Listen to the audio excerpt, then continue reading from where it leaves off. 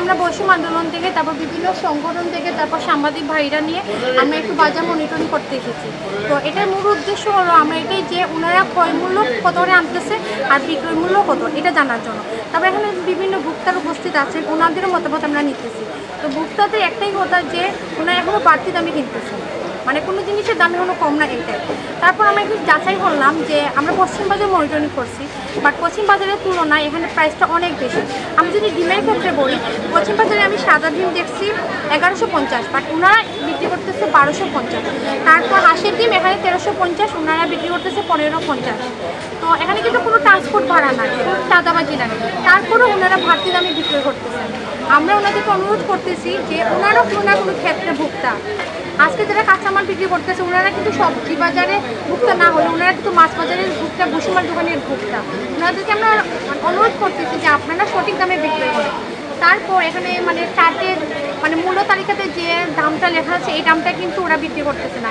একটু আগে আমি একটা দোকানে জিজ্ঞাসা করলাম যে পটল বা শসার দাম কত, ওরা আমরা বলতেছি 50 টাকা করে, বাট ওদের যে মূল্য তালিকায় লেখা 35 টাকার ক্রয় মূল্য, বিক্রি মূল্য 40 টাকা। তো আমি জিজ্ঞেস করলাম যে এখানে তো দাম বিক্রি মূল্য লেখা 40 টাকা, তারপরে কেন 50 টাকা বিক্রি করতেছেন?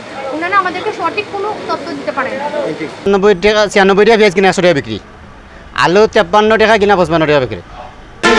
এটা আপনি আনাম বস্তা আনবা পশ্চিম বাজারের রেট দেবা 96, কিন্তু খুচরা বেচিলে তারা 95। এটা আমরা এটা হিসাব বুঝি না, এই হিসাবটা আমরা বুঝতে পারছি না এখনো পর্যন্ত। খুচরা তারা বেচিলে আনাম বেচে 96 টাকা, খুচরা বেচিলে 95 টাকা। পেঁয়াজ মলাই বাজার পশ্চিম বাজার 90 টাকা আর তারা 100 টাকা করে লইছে। আমরা তো চারটাতে আপনারা একটা দায়িত্ব আছে, জেলা ম্যাজিস্ট্রেটে দেওয়া হয়েছে, ওখানে লেখা শিক্ষার্থীগুলো দেওয়া হয়েছে। তো চার্টার অনুযায়ী বিক্রি হইতো না, এ বিক্রি না হয় এই দাম দিত তারা আর কম দেয়, আর কিলা কম হয়েছে। তারা বুঝতো না আমরা যখন লেখা দিয়া গেছে কি তো চার্ট অনুযায়ী ডিম আগে যে রেটে বিকের এখনো এই রেটেই বিকের, নতুন তো রেট আইছে না আমাদের কাছে। আরও দ্বারা যদি কমে বেছে আমরা কমে বেচতে পারি, আমরা আলিতে 2-3 টাকা লাভ করি বেশি, আমরা তো আলিতে 5-7 টাকা লাভ করতে পারি না। কারণ ডিমের দোকানের তো কোনো অভাব নেই, যেদিকে তাকানি যায় এদিকেই ডিমের দোকান আছে। আলে ম্যাজিস্ট্রেট ইয়া গেছে, এখন ছাত্ররা আইছে, তারা আমরা জিজ্ঞাসে ম্যাজিস্ট্রেট জিজ্ঞাসা গেছে। আজকে আমরা এখানে বাজার মনিটরিংয়ের লেগে আইছি, আমরা অনেকগুলো স্টুডেন্ট। তো যেটা দেখলাম অনেক ক্ষেত্রে আছে মানে বাজারের রেটটা আগের থেকেই মানে বেশি, বাট অনেক দোকানদারের আগের থেকে কম দিরা বা অনেকে করছে মানে তারা যেখান থেকেই মানে মেইন জিনিসগুলো আনে পাইকারি দামে, তারা যে রেটে দেয় এর থেকে তারা 10 টাকা 20 টাকা লাভে তারা সেল দেয়। মানে বেশিরভাগেরই কথা যে রেটটা আগে থেকে কম আছে, যেহেতু হ্যান্ড সিন্ডিকেট নাই, চাঁদাবাজি নাই, তো রেটটা কম থাকার কারণে তারা সাধারণ জনগণের কম দামে দিতে পারে। কিন্তু অনেক ওই যে সবজির ক্ষেত্রে আমরা দেখলাম যে তারা ঠিকই আনে কম দামে, কিন্তু অনেক জনগণের বেশি দামে দিলাম।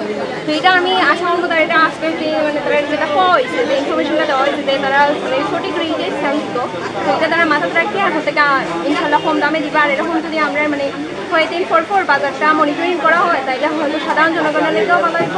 তারা মানে ঠিকভাবে যারা মানে নিম্নবিত্ত মধ্যবিত্ত যারা আছে তারা সঠিক দামে জিনিসগুলো নেওয়া মানে তার পরিবারে খাওয়াইতে পারবো, নিজেও খাইতে পারবো। এটলিস্ট বাজারের রেটের কারণে তারা সাফার হওয়া লাগতো না।